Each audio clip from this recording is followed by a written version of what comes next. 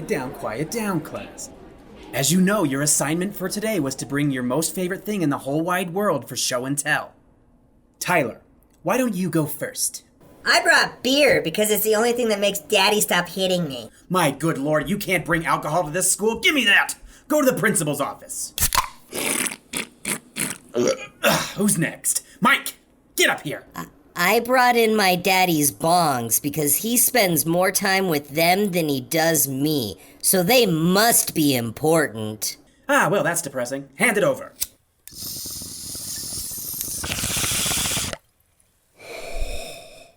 Fucking Christ. Gimli, you're up. What did you bring? My ox. This is a lost cause. You kids are all fucked. I'm gonna go masturbate in the janitor's closet.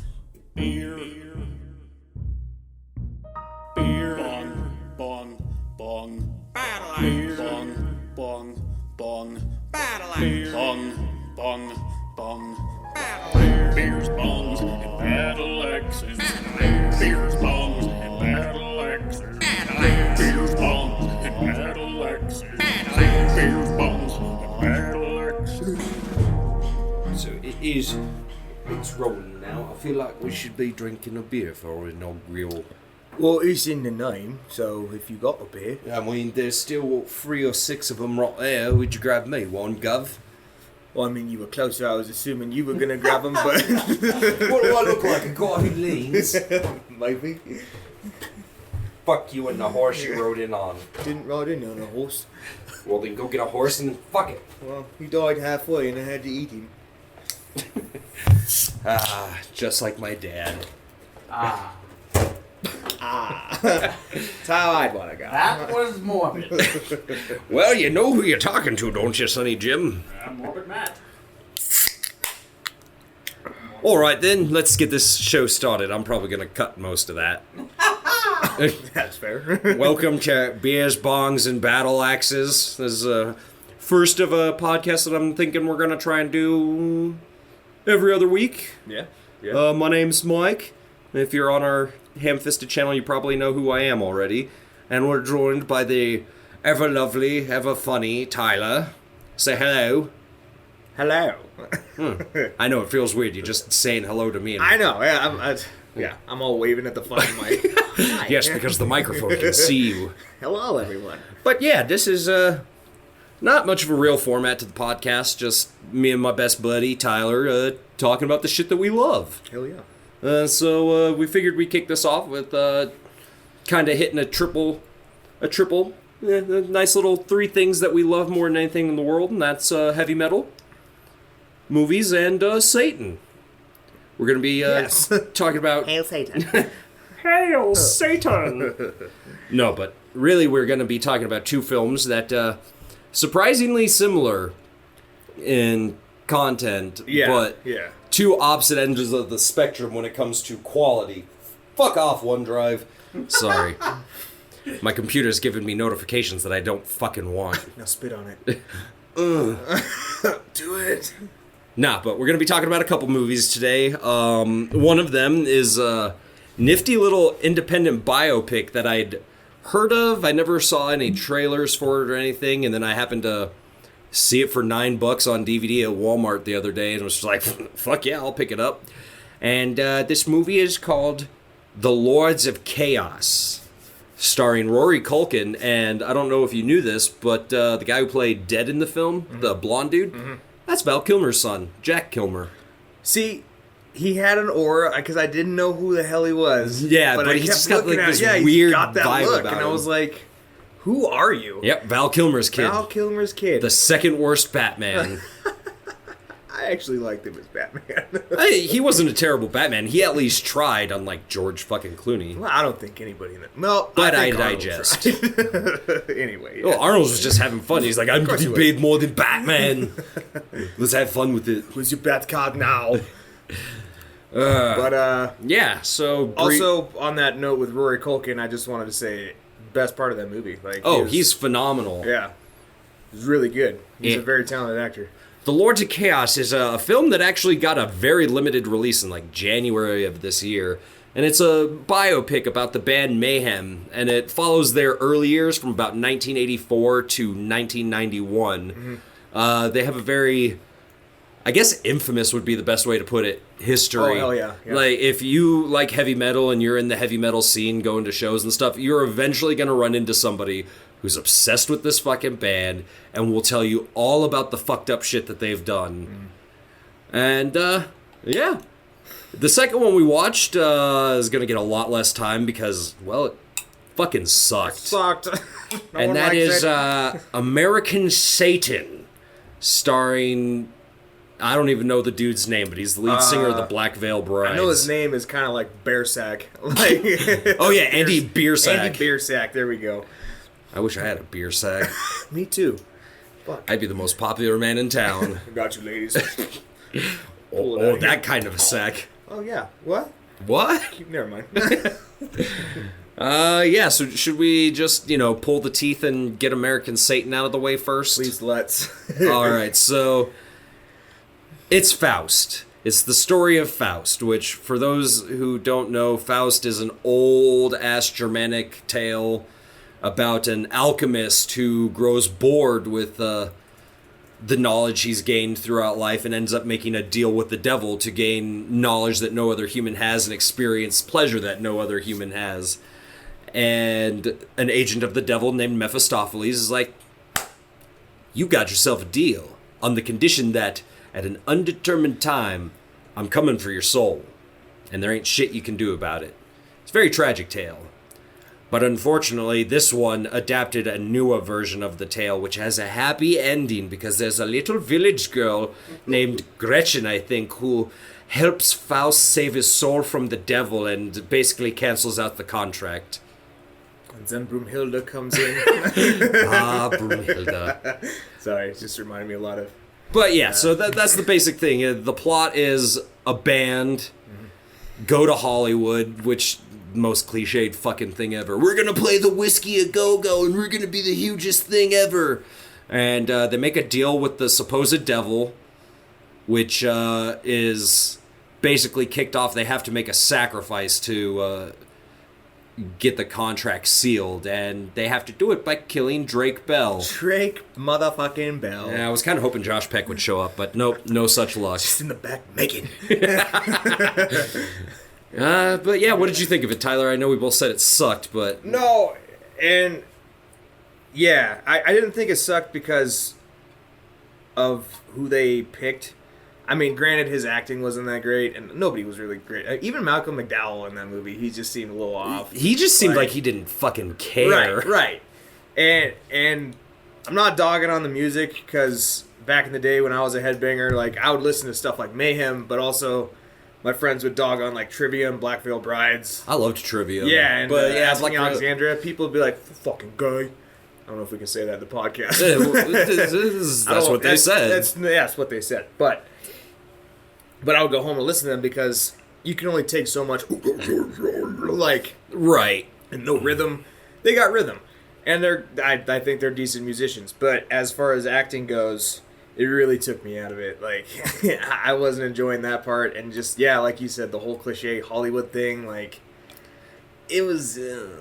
And I'll be the first to say that, like, Black Veil Brides and, like, that metalcore kind of, like, bordering on screamo genre. Yeah. Not for me. I won't dog That's on fair. it because That's they're fair. still talented musicians. Just personally, for me, I've always felt that the mix of, like, this, like, borderline super heavy, like, almost could be in the melodic metal genre.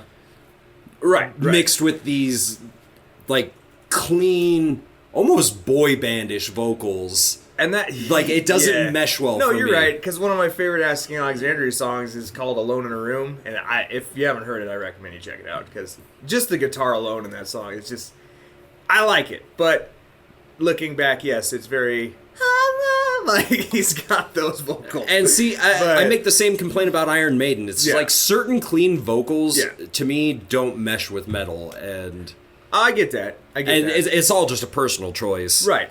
But music aside, it's just a shittily written movie. Yeah, it's a try-hard movie. It's Yeah. an edgelord movie. I mean, honestly, now that I'm thinking about it, it's a rip-off of Metalocalypse. It really felt Like this band a- gets so big that they get their fans to start killing people and shit like that. Like, Yes. murder rates are spiking. I was like, where have I seen this before and done better? I was like, oh, right, Metalocalypse. Well- One of the greatest cartoons ever. Yes, and literally, do you remember the open? Because this is all I could fucking think of. Do you remember the opening to Brutal Legend? Oh, yeah. That's all I could think about. Are you guys ready for some heavy metal? And they fucking bust out, like, yeah. Oh, yeah, God, I That's love exactly that game. the whole. That's my whole vibe throughout that whole movie. Like they were trying so fucking hard to make metal cool, like it made it not cool. Right? Like, This is, you realize the spirit of metal is just not fucking caring, right? Mm-hmm. What was I gonna say? Oh, fun fact, and another reason why I have a big problem with this movie is, you know, Andy Biersack, lead singer of Black Veil Brides, is the lead singer in the movie and the main character. He doesn't even sing in the movie. They got a lead singer from another band to dub his vocals. well, I guess I should have. I wanted to listen to the actual song because I think they did release an EP called American Satan for the movie. Really? Yeah. I don't remember. Yeah, I wanted to check it out just because I wanted to hear the full length so I could judge it. But just the American Satan, like, I can see that because that doesn't really fit his vocal style, I guess. Right. So- But at the same time, why get this guy to be in your movie? I just fucked that up. But why get this guy? Why get this guy who we know can either scream or sing? That's where Why get him if you're not gonna use his vocal talents as well? And for the eye candy. 100%. yeah, Because I he's remember looking back at the comments for the original trailer for it, and people, like, women, men, just losing their collective shit, because, like, oh my god, Andy, he's so fucking hot, blah, blah, blah, blah. Like, and more power to him, but if it got asses in seats, that's totally fine. no, But that's fair. I mean, it's cheap. It's a cheap shot. It's a cheap tactic, but they got fans, and people wanted to see him shirtless, Yeah, more power to him. and I don't want to know, I'll wait till we're done talking about this, so... Yeah, we're not going to Gal get thing. too deep into the plot, obviously, because, you know, even though we don't like it, I still recommend you check it out. Make your own decision. Yeah, 100%. This is all just There's you one guys' part opinions. that I thought was extremely clever in the movie, is the way they play up that you never see Lily, the bassist, and Satan in the room at the same time. That's what I was gonna bring up. And then on the stage, Malcolm McDowell is like, "How does it feel to know you're fucking the same guy your mother is?" And I thought that was a real funny line, it but then was, I thought it was it was. very clever when they're doing the, like, he's waking up and passing out. You hear Malcolm McDowell say, "Did you really think I was the bass player?" And I was like, "Oh, that's funny," because that would have been the, like, stereotypical easy route. Is like, yeah, he was changing forms to be Lily the whole time, Right. But then he's like, "No, that wasn't fucking me, you moron." And I was Yeah. like, "Hey, that's clever. Yeah. Like, that's a nugget of something really good." Original. Yeah, and really. Yeah, they want to do.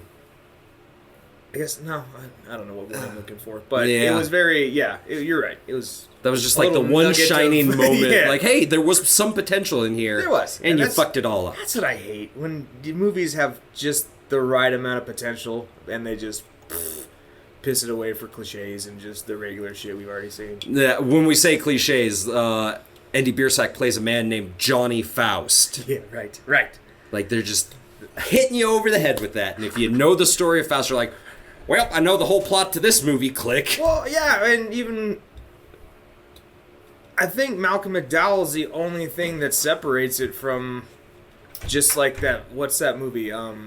Like Detroit Rock City or Yeah. Rockstar. Like, without him actually being Satan, it's just another fucking band getting too high on the like just. Yeah, it's like a Bohemian Rhapsody Yeah, almost. exactly, just Except for it's a getting- fictional band instead Right. of a biopic. But it's like, dude, that's literally that. Yeah, like you were saying, it would have been a lot better with more a horror aspect to it. And that's how they marketed it, Yeah. which is why I wanted to see it in the first place. And I was like, yeah, it's gonna fucking rock. Right. And then it did not. It did not rock. It was the opposite of rock.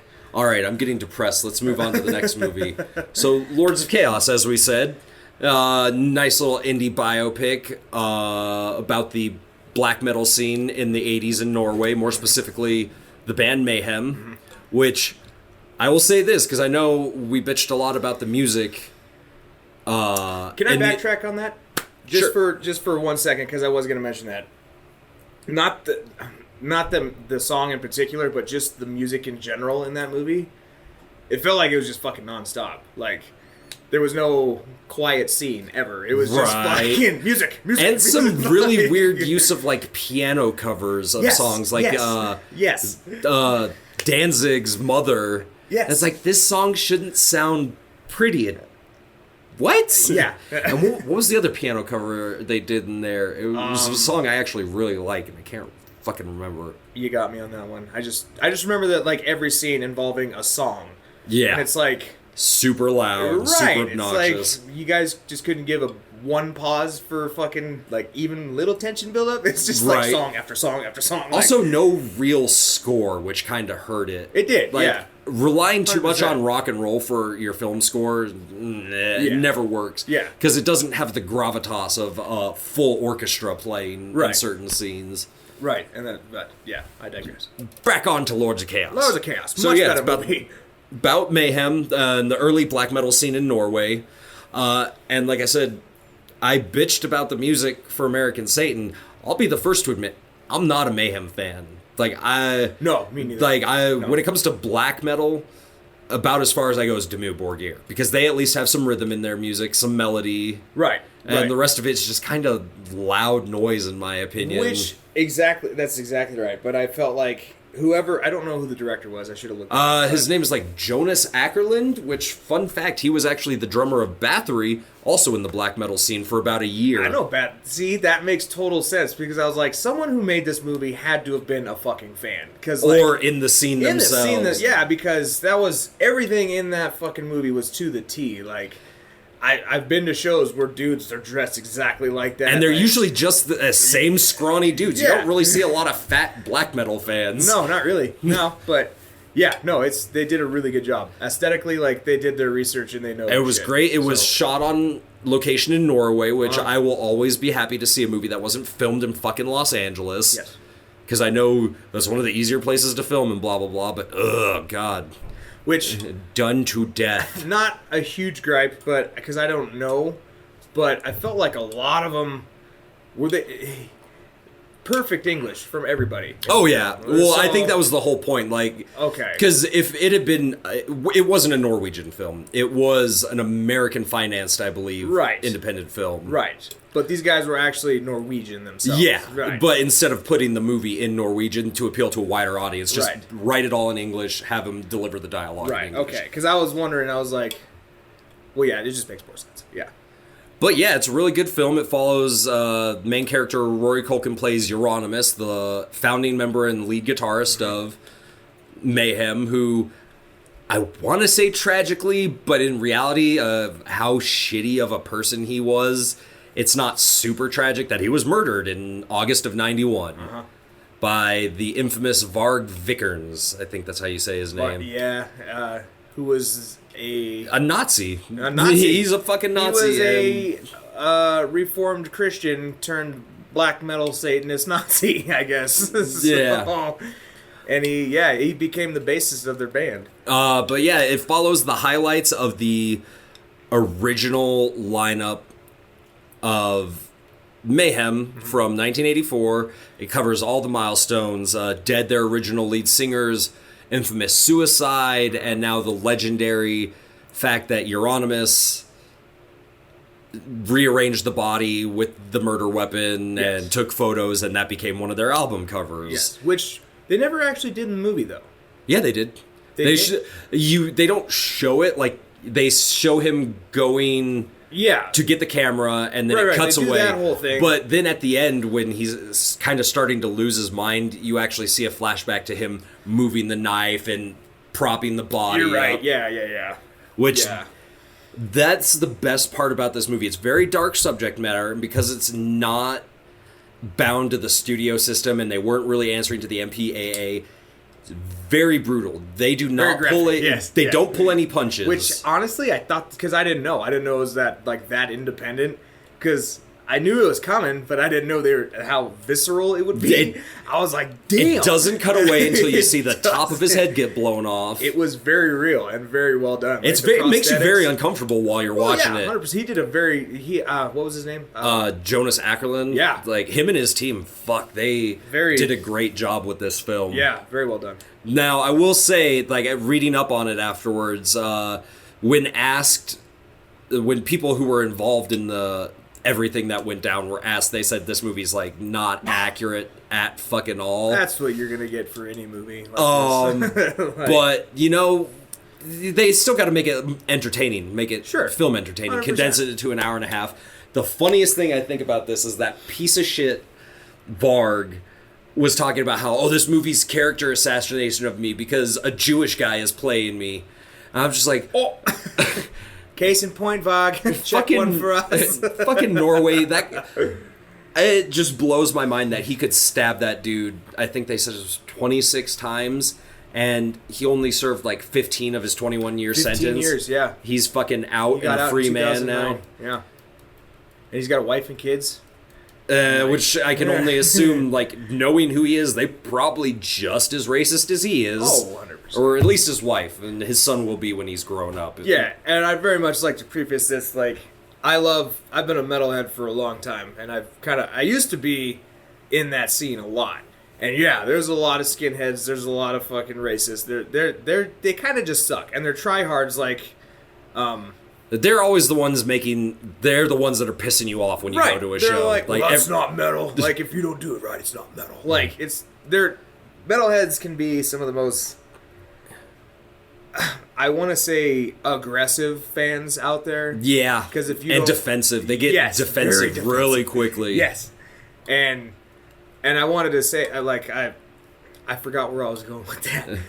No, it's not all of us. Right. No, yeah, it's not. Well, it's not. It's really not. But the I had a point and I fucking got all because I was thinking about shows I've been to and I was like, new comments still on there. Getting lost in the past. Yeah.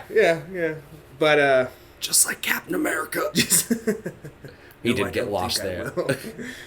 Anyway. I guess we should definitely mention though that while we're praising this movie and it's perfectly fine for you to appreciate Mayhem's music if you're into that. This is the point I was trying to make.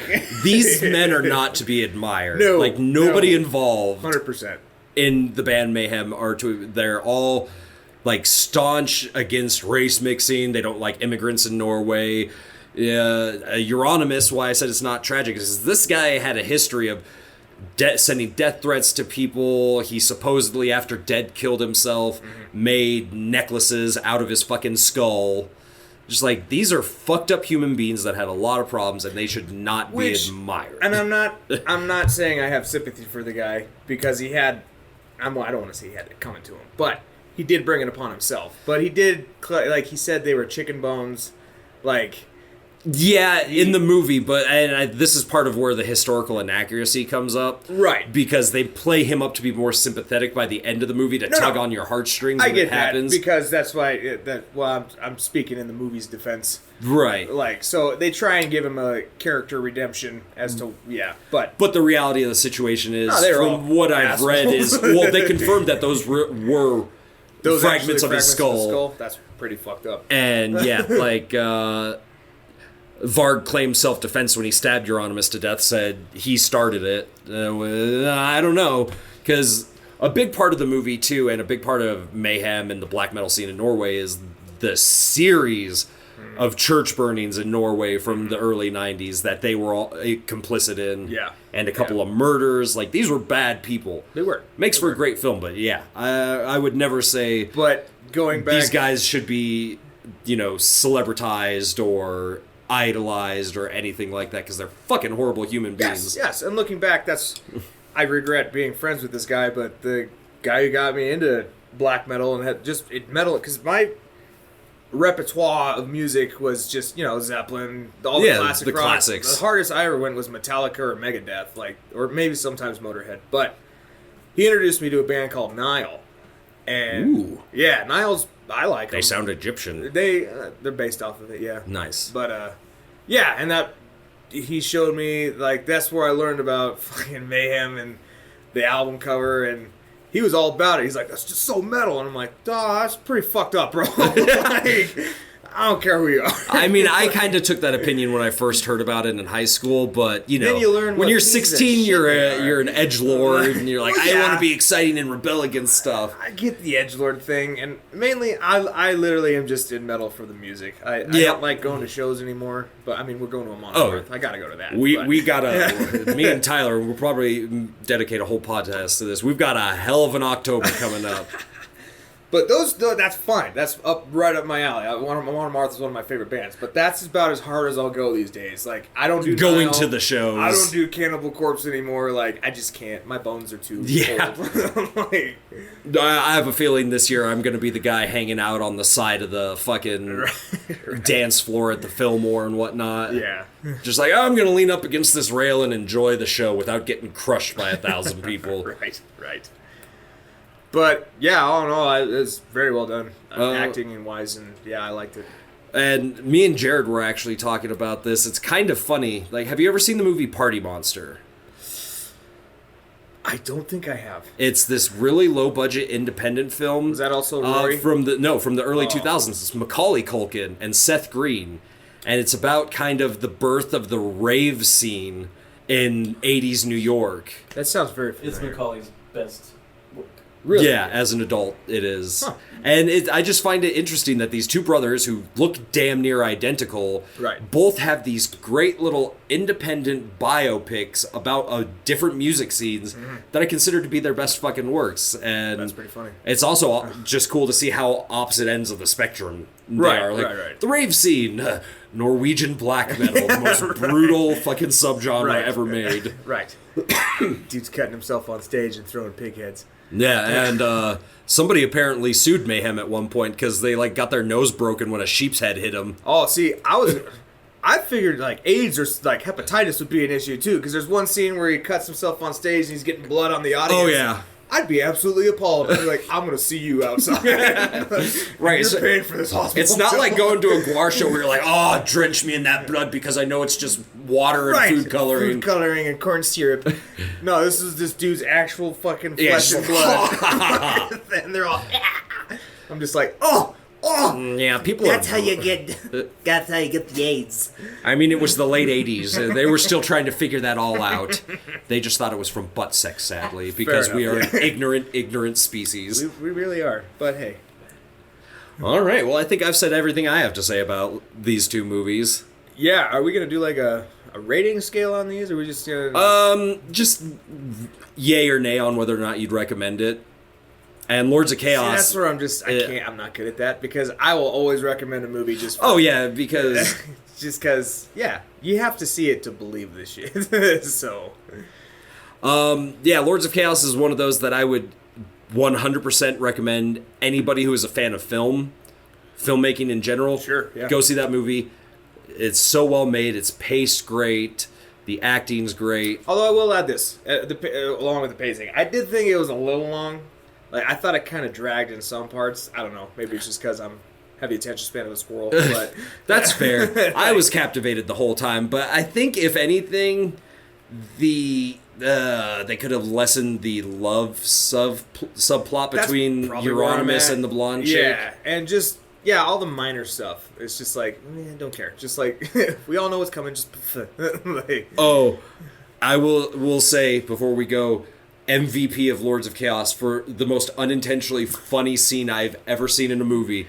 Right after Dead kills himself, and Euronymous is handing out to Necro Beast and Hellhammer the necklaces with Dead's skull fragment in it.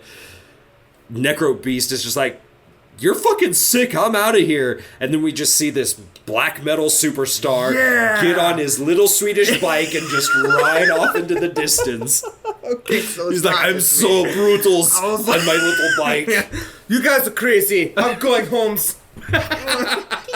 And I'm like, No, Stokies!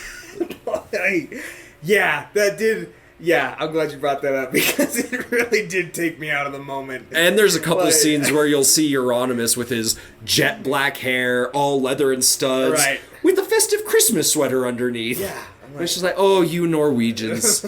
So silly and sadly racist. Not all of them. No, Obviously, no, we're not making generalizations. Don't crucify us or dox us.